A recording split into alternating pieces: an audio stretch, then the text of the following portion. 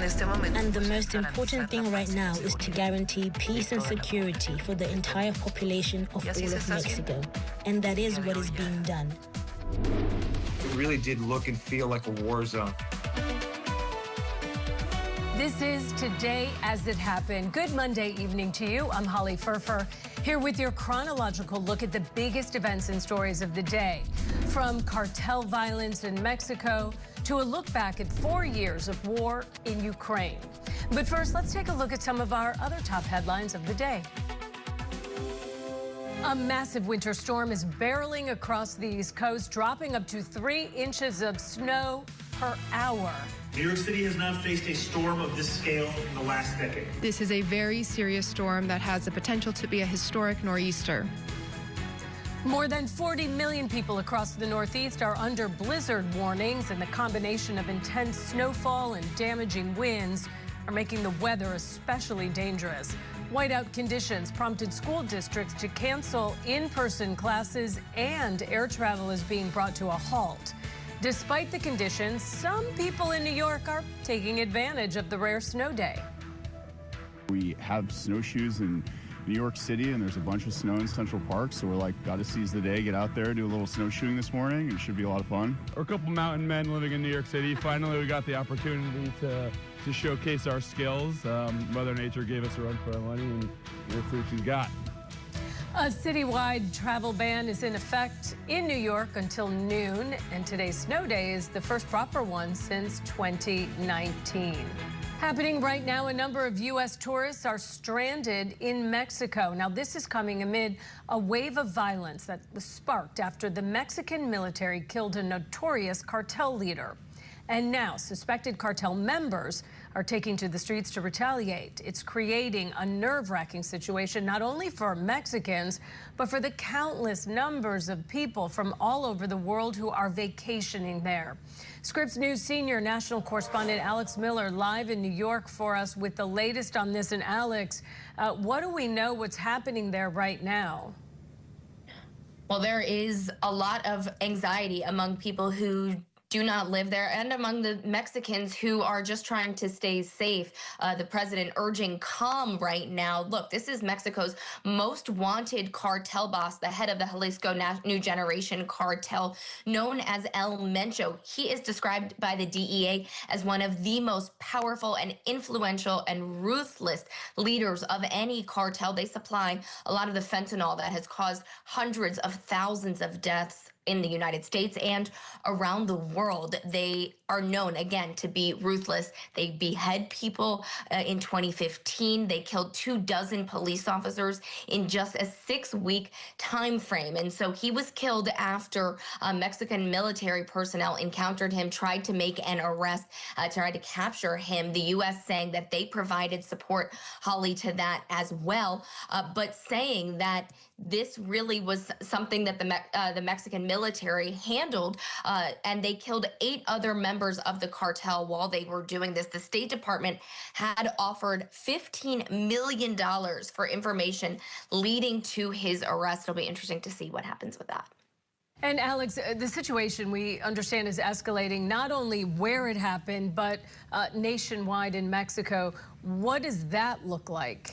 Yeah, we are seeing some 250 blockades nationwide. As you mentioned, the violence is escalating, setting fires to cars all across the country. There are 25 Mexican National Guard troops are dead from 6 separate attacks there, and the Associated Press reporting that more than 1,000 people were trapped at Guadalajara Zoo. People had to sleep on buses there because they were scared to go home because they felt it was safer to be in the zoo than to go make that trip back to their homes. So the U.S. has told tourists to shelter in place. We've seen some schools in Mexico canceled. One of our own news director at the Scripps station in Buffalo happened to be there. Listen to what he said about what he's experienced so far. Yesterday, a completely different story than today. Yesterday was when you really saw the worst of this. I was walking into the downtown area yesterday morning, and you could see smoke pouring from different points of the city. And then I turned one corner to go to the gym, actually, and that's when I saw flames from a car that was just in the middle of the intersection on fire. You saw the smoke. At one point, it was so heavy that it was just pouring over the downtown area in Zona Romantica and right onto the beach. I mean, it was just such a surreal sight to see because this is such a beautiful, peaceful place. And Holly, no airports have been closed, but we have seen cancellations both domestic and internationally. I want to put a number on our screen for our viewers. This is the numbers that the State Department has provided for U.S. citizens for them to be able to call if they are having problems. They can call one number from the United States and Canada and one if you are in Mexico to make sure that citizens are that they are able to get in touch with the State Department if they need. All right, Scripps News senior national correspondent Alex Miller live in New York for us. Thank you for your reporting on this. Another tense situation at Mar-a-Lago. A 21-year-old man from Cameron, North Carolina was shot and killed after police say he attempted to breach the perimeter. Officers say he was armed with a gas can and a shotgun, which you see right there. Scripps News Group's Lali Salas joins us now from Mar-a-Lago with the latest on the investigation. I'm yards away from Mar-a-Lago, where investigators say an armed man was shot and killed after breaching the inner perimeter overnight. Here's what we know. The man has been identified to the Associated Press as 21-year-old Austin Tucker Martin from North Carolina. Investigators believe he recently went missing and traveled south, picking up the shotgun along the way. Officials say it was around 1:30 a.m. when security detected Martin inside the inner perimeter. Palm Beach County Sheriff Rick Bradshaw says a deputy and 2 Secret Service agents confronted the man near the north gate. He was carrying a gas can and a shotgun and was ordered to drop the items. He put down the gas can, raised the shotgun to a shooting position. At that point in time, the deputy and the 2 Secret Service agents fired their weapons and neutralized the threat. He is deceased at the scene. The FBI is now handling the investigation as agents process evidence. They are urging neighbors who live nearby to check their security cameras for anything suspicious. Officials don't yet know how many shots were fired or if Martin's shotgun was loaded. The sheriff also confirmed deputies were wearing body cams during the incident. We're told the president was not in the state of Florida at the time, and Sheriff Bradshaw says no one in the property was ever in danger thanks to the quick action. In Mar-a-Lago, Zitlani Solache, Scripps News Group. We'll be back in just a moment as we continue tracking today's top news just for you.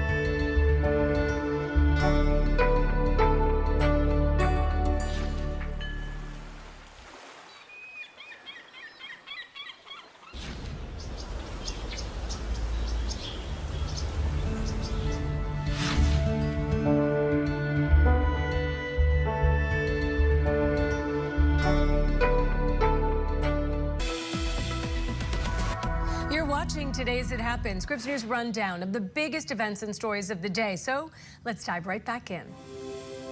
A man in the audience of the BAFTA Awards in London shouted the N-word Sunday night.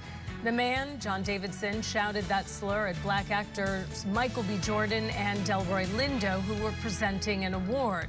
But Davidson suffers from Tourette's syndrome. The audience had been warned that involuntary swearing might occur during the ceremony. The BBC is apologizing for airing the incident without censoring it, despite editing out other parts of the show. In Georgia, a blown engine on a Delta flight started a large grass fire at the Savannah airport. According to air traffic control audio, Delta Airlines Flight 1067 lost an engine on takeoff Sunday night, and the flight to Atlanta returned to the airport, but that blowout started a grass fire near the taxiway. Smoke started to impact visibility in the area. Crews were able to get control of the fire a short time later. Thankfully, no one was hurt. FBI Director Kash Patel is under fire for reportedly using an FBI jet to fly to the Winter Olympics and party with Team USA. A video obtained by CNN shows him in the men's hockey team locker room, drinking beer, wearing a gold medal, and dancing and singing with the team. In a follow-up social media post, Patel addressed the moment, saying in part, quote, "For the very concerned media, yes, I love America." Patel has faced congressional investigations into his use of government resources for personal reasons.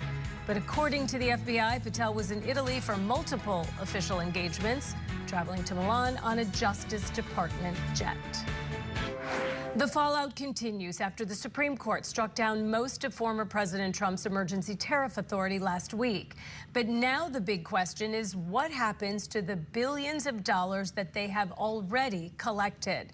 So let's bring in Scripps News business and tech correspondent Maura Barrett, who's live for us. And Maura, if the court struck down the tariffs, why isn't the administration just automatically issuing refunds? And what would it actually take for businesses or consumers to get that money back?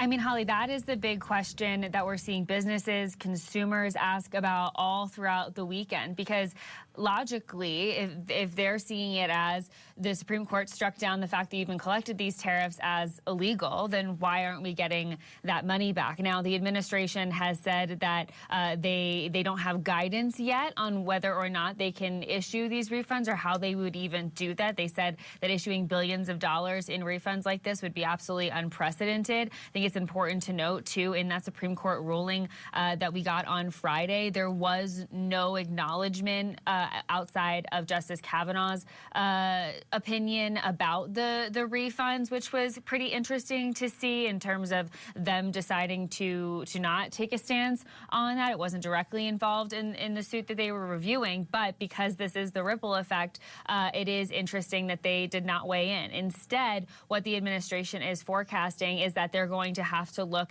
and see what the International Court of Trade does, what the district courts do, as other cases make their way through the courts using that Supreme Court precedent as guidance. Now, it's important to note the Penn Wharton budget model, which is a nonpartisan research initiative, estimated on Friday that businesses could be owed up to $165 billion in tariff refunds. Think about the small businesses across the country as well as these larger corporations that rely on trade with other countries in order to get American consumers what they're looking for. And so that's something that was raised immediately upon this ruling coming down. I want you to hear directly from the U.S. Trade Representative Administrator Jamieson Greer about how they're kind of flying blind until the courts weigh in when it comes to refunds.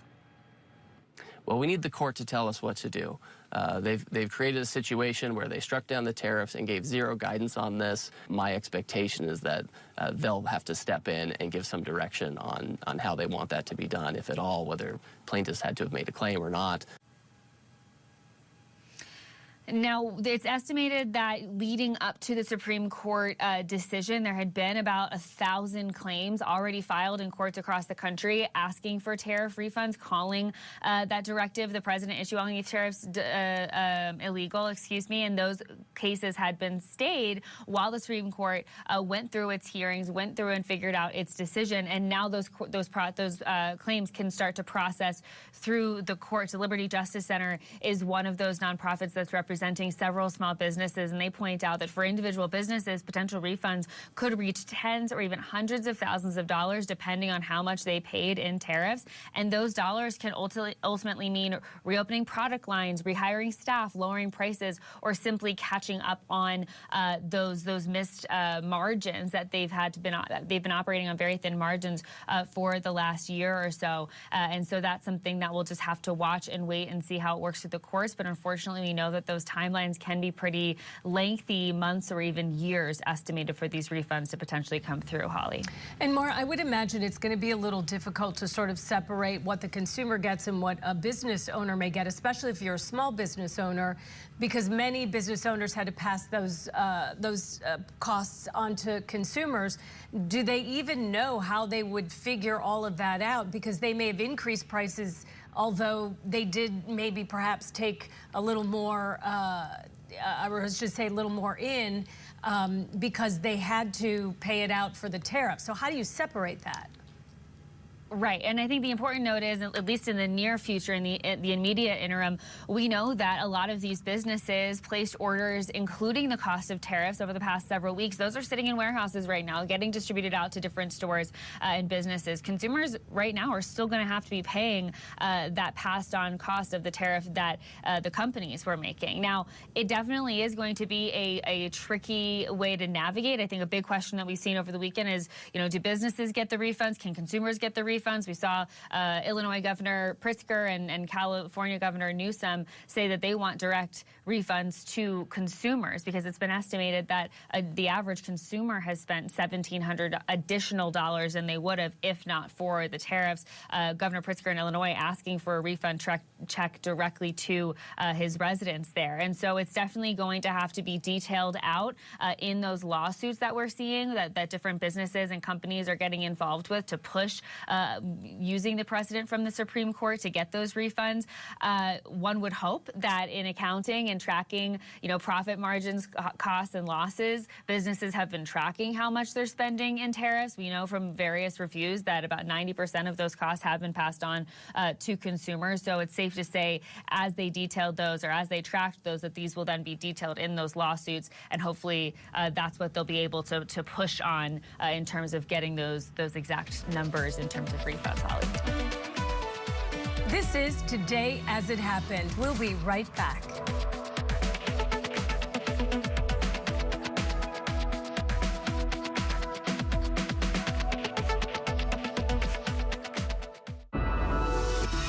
You're watching Scripps News.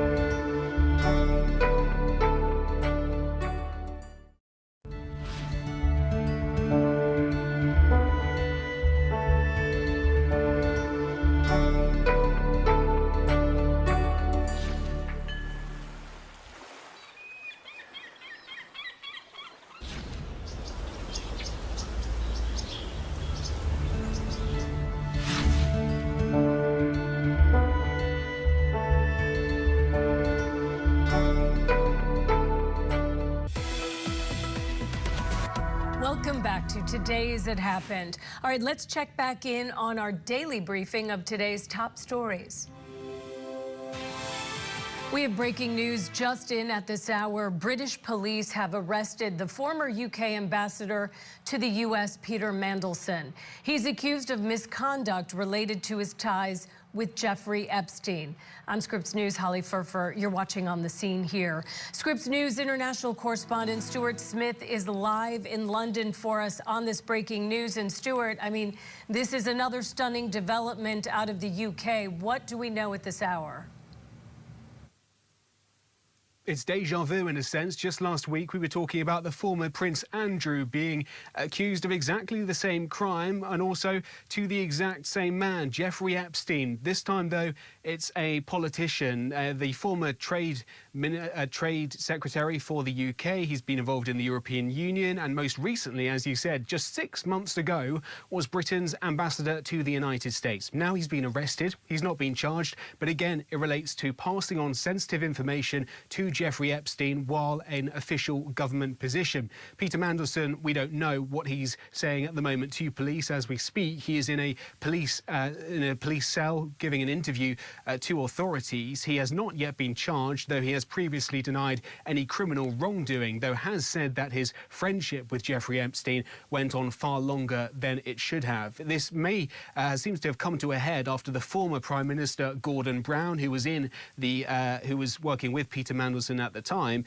gave some documents to police which could be important in this investigation. But the majority of what we believe these allegations relate to appear once again to have come from that trove of documents, the Epstein files. And specifically, it is likely that police are looking into the fact that he allegedly passed on information to Jeffrey Epstein about the inner workings of what was going on at the time of the 2008 financial crash, passing on sensitive information about what the government planned to do in order to try and rectify that issue. Like I say, he's not pleaded to any charges. He has not yet been charged, and previously he's denied any wrongdoing. But a major problem for Keir Starmer, the UK Prime Minister, who just 6 months ago he had the full trust of, now at the centre of this government, this big bombshell.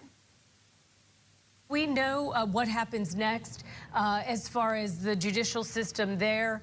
Does he have to be indicted first before he actually faces the charges? And if so, if he is indicted and does go to trial with this, what could be the potential penalties if found guilty?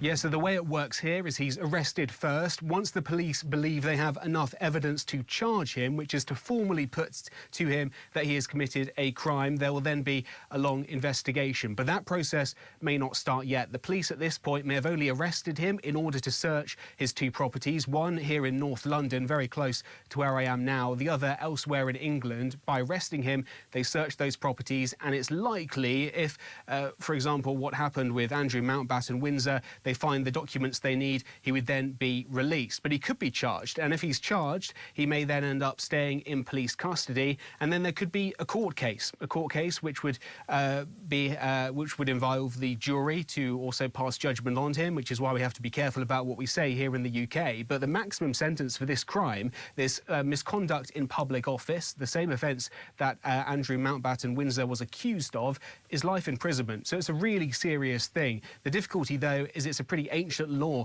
and the wording of this is quite difficult for the police to prove, which means it could take months of investigatory work looking at documents that have come from your side, as well as documents and digital searches that are done here by police, before a full package of evidence could be presented in order to bring this process any further.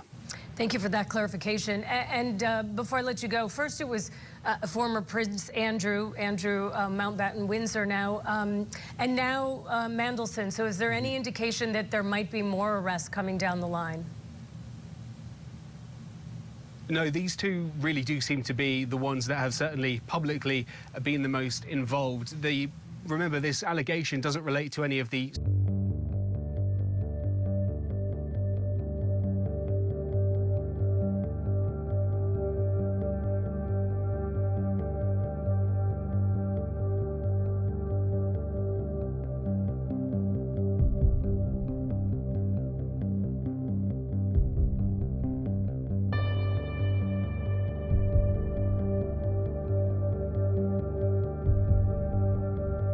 sexual misconduct or anything like that. It's purely about misconduct in public office, and there are very few people who have been at that level of government who are known to have been in contact with Jeffrey Epstein for so long, whose names have also been mentioned in those files at such a senior position. So misconduct in public office does mean this rather limits who might be investigated, but for sure more names could come out, and then if they do...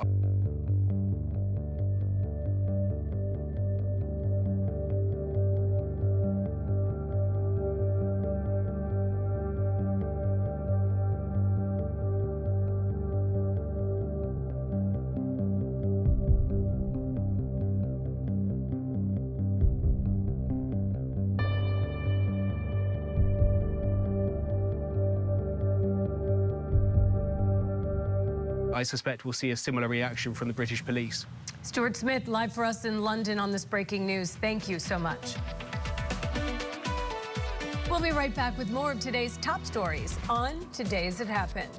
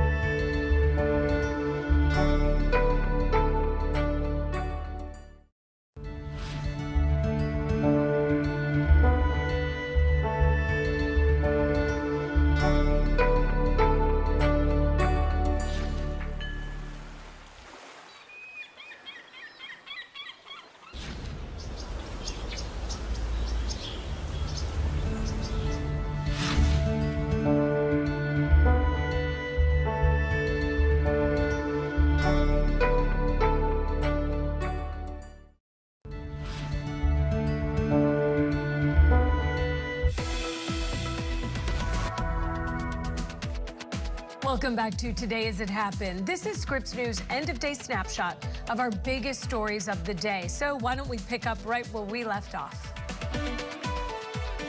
President Trump is preparing to address the nation after completing his first year in office.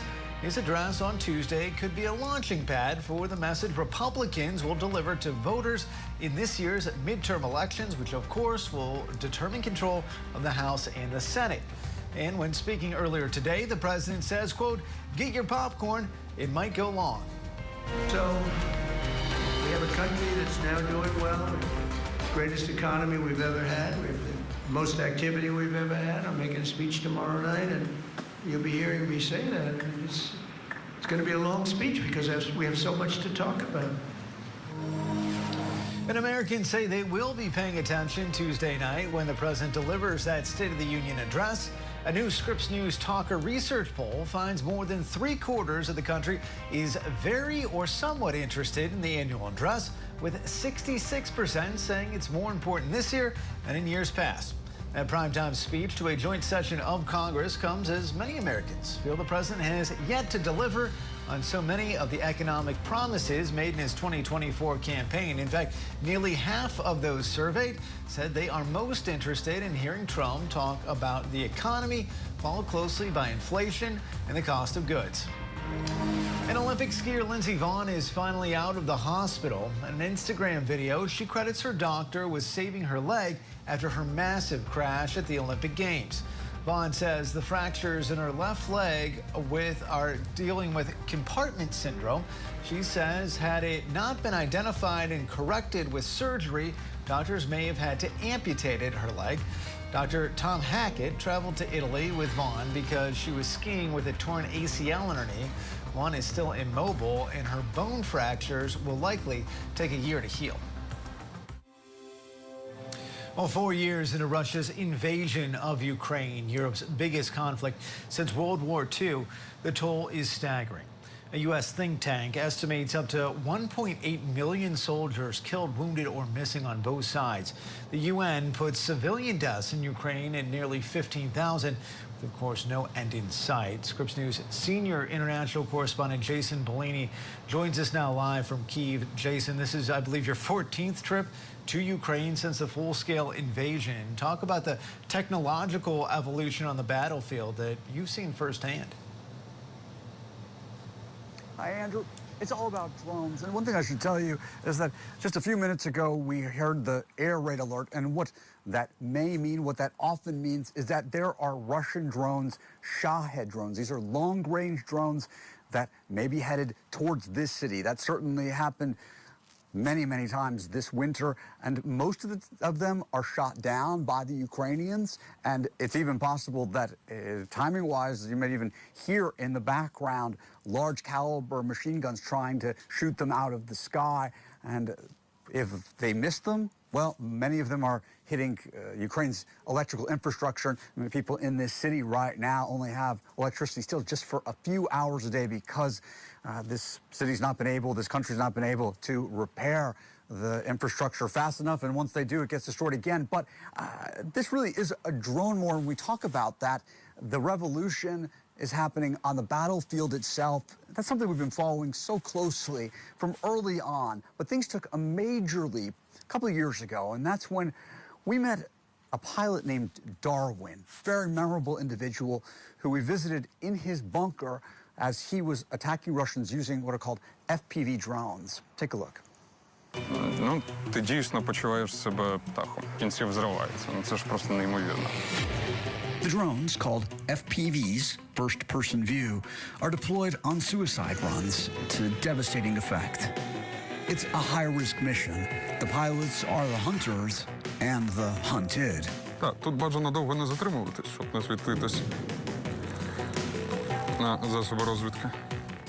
Being close enough to kill means you're close enough to get killed by drone pilots on the other side.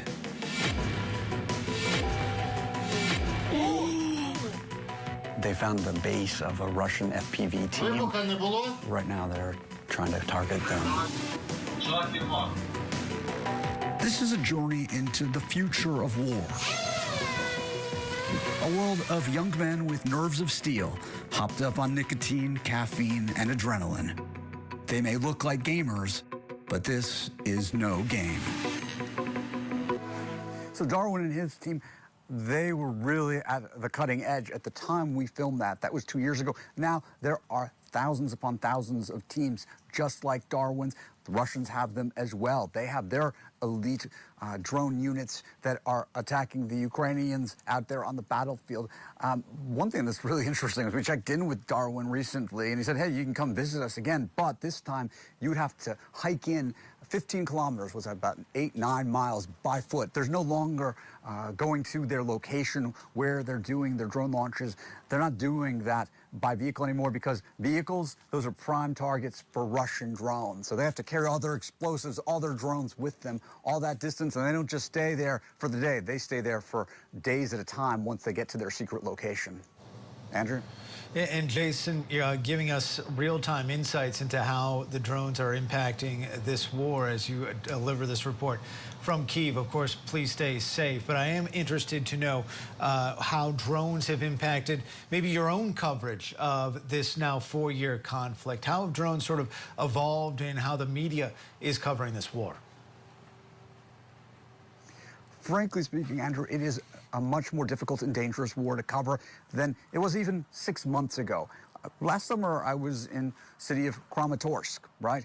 Now, that city has become very dangerous. Not too many journalists go there anymore. That's in the east. It's about, I would say, 8 miles, 10 miles from the front line itself. Well, now it's within range of Russian FPV drones. I'll tell you a story.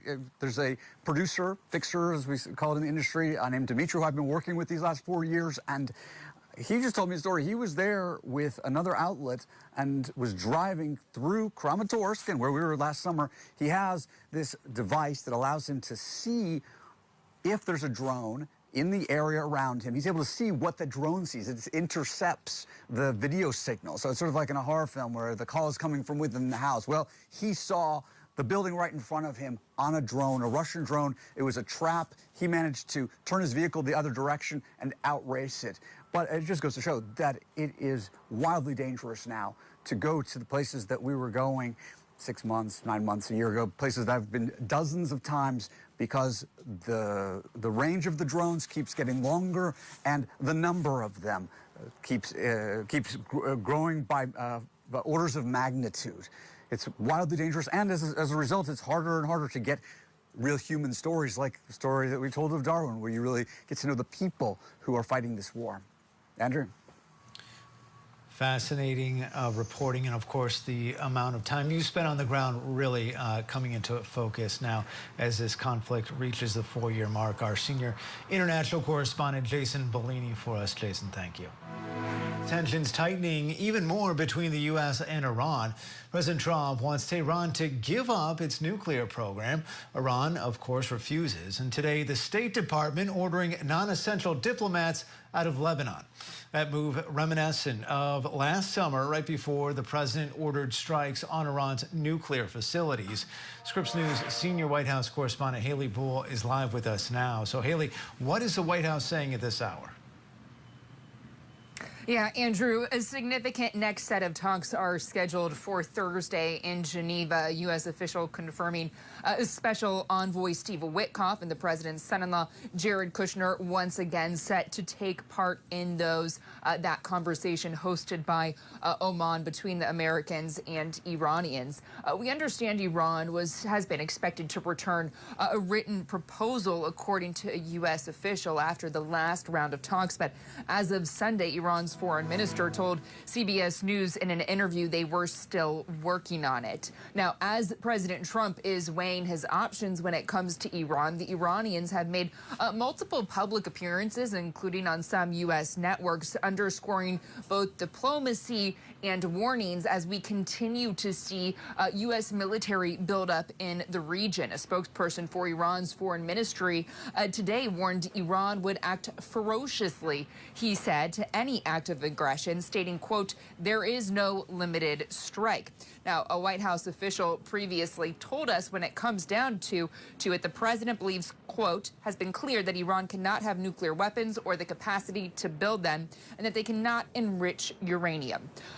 That comes down to the crux of the back and forth we have seen in public statements with the Iranians is their nuclear program.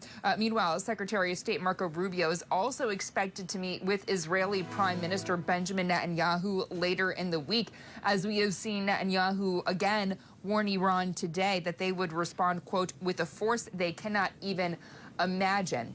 So a lot of things happening here as we are watching these developments, as we see that tension continue to build. All right, Scripps News senior White House correspondent Haley Bull for us. Haley, thank you. Coming up on Today's It Happened. We've got to be able to get snow cleared as quickly as possible so that we can get power restored as quickly as possible. And that's why we don't need people on the road who shouldn't be on the road. You're watching Scripps News.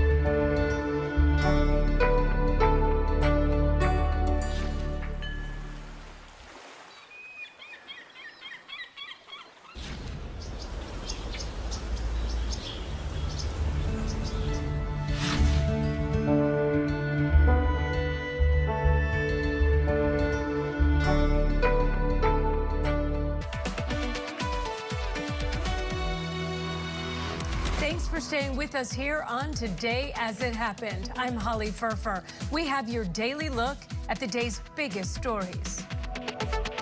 Massachusetts Governor Maura Healey announcing moments ago she's deploying the National Guard to help people get to one of 17 warming centers that the state has opened up.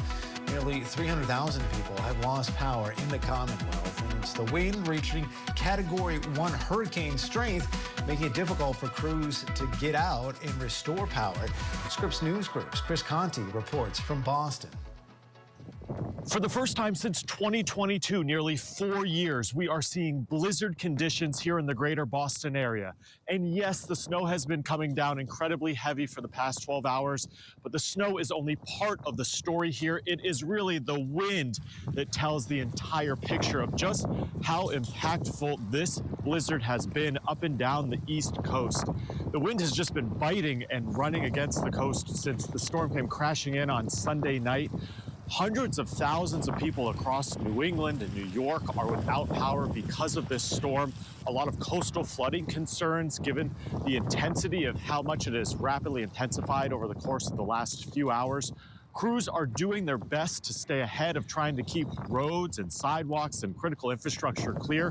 But when the snow has just been coming down so heavily, so intensely for the better part of a day now, only adding insult to injury here is that there is more snow possibly on the way for later in the week. Chris Conti, Scripps News Group in Boston. And the partial government shutdown, specifically Department of Homeland Security front and center. There are questions on how FEMA responds to this blizzard that we've been covering throughout the afternoon. Scripps News congressional correspondent Nate Reed, he joins me now live from Capitol Hill. And Nate, what did you learn?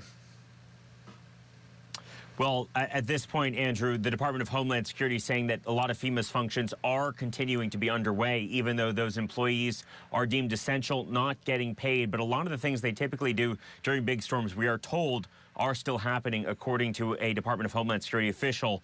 The last update on this was yesterday, but Homeland Security Secretary Kristi Noem saying in a statement, quote, despite the Democrat shutdown, DHS is working with state and local authorities and FEMA to coordinate closely with state and local authorities, and prepare for this storm. I just want to note as well, they have a note up on their website saying that FEMA's travel related to active disasters is not canceled, and FEMA will continue to coordinate closely with the Department of Homeland Security and continue their mission critical operations for active disasters, including immediate response and critical survivor assistance, even though we are in a partial government shutdown, which, as I will remind you, Andrew, is impacting the TSA, the Coast Guard, and of course FEMA, among other agencies like the U.S. Secret Service, which all fall under that larger umbrella of the Department of Homeland Security. Also under that umbrella, Immigrations and Customs Enforcement, something that Democrats have been holding out support for in exchange for what they want as policy changes, massive policy changes for the way that DHS operates. And Nate, you mentioned TSA. There were some back and forth over the idea of whether pre-check would be available for travelers. What's the latest there? It was not available, then it was all of a sudden available. And this was something that, Democratic members of Congress, have hit the Trump administration over, saying that even in the last shutdown, TSA PreCheck and Global Entry, both two popular traveler programs that are run by the agency, were both available for the entirety of the 43-day government shutdown. Now, ultimately, the Department of Homeland Security kind of backtracking on half of those, saying that TSA PreCheck, the expedited traveler assistance program at airports, will remain operational, but they will not be providing courtesy escorts to members of Congress, something that they typically will do. Certainly will be noticeable as members make their way back to Washington, D.C. ahead of the State of the Union address tomorrow night here on Capitol Hill. But worth noting that Global Entry, that popular program for people who are arriving back from out of the country, provides expedited screening if you have an interview and register your biometrics with the Department of Homeland Security beforehand. That is not currently operational. If you have the Global Entry app for pre-submitting your arrival You will receive an error note if you try and open it. We are told that will remain shut down through the shutdown. There's also the question of how long TSA PreCheck will continue to operate. At this point, the Department of Homeland Security is saying they're taking it on a case-by-case basis in terms of staffing at individual airports. And just a reminder, Andrew, while TSA agents are not being paid, there's the question of whether they start to call out sick as they either look to replace childcare or other services that they might not be able to afford without a paycheck. It'll be a couple more weeks before they actually see their first missed paycheck, but certainly a lot of concerns about just what that impact will be on the workforce, and furthermore, how long this shutdown could last. Democrats are fairly dug in. They want to see major policy changes at ICE in order to unlock their support for a funding package to reopen the shuttered government. All right, Scripps News senior congressional correspondent Nate Reed for us. Nate, thank you. Up next on Today's It Happened. My entire family have served the United States mission, some directly in official roles and others indirectly supporting through other roles. I wore the uniform. I held a top secret clearance. I served honorably for a decade. If my family, who stood with Americans, isn't good enough, who is?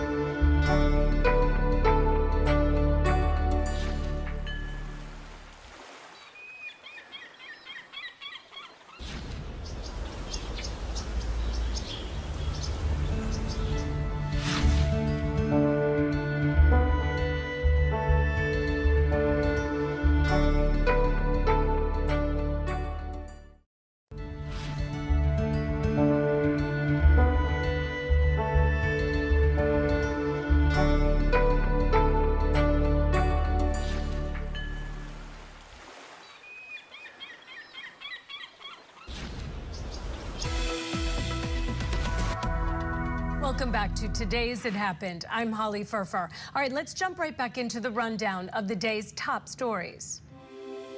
Nick Reiner pleading not guilty to the killings of his parents, Hollywood director Rob Reiner and producer Michelle Singer Reiner.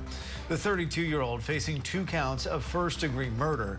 The charges carry a maximum sentence of life without possibility of parole or the death penalty. Well, Afghan allies who stood with U.S. troops are now facing a tough road, stuck in limbo, waiting for answers that may not come anytime soon. Advocates are sounding the alarm, but new crackdowns have only added to the confusion and fear for these families. Scripps News national correspondent Katia Tubman has been following this story. So, Katia, what's the future look like for those allies?